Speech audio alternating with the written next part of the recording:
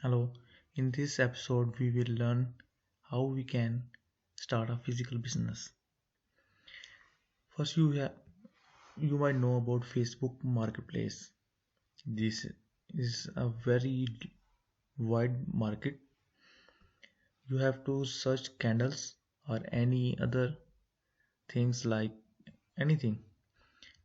See the rates, they are $11, $10, and many more, and different styles $25, even 18. Uh, Then you have to go Etsy. Etsy is known for shop for handmade, vintage, and custom other things. Here you have to search candles. Okay. Now filter it and search to 8. Here you will find $4 candle, $3.5 candle, and even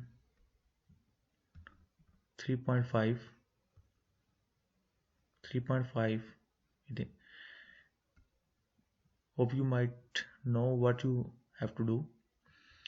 First, if anyone buy candle from Facebook, then you will order directly from Etsy to his address and you will get money by your mobile or any other method.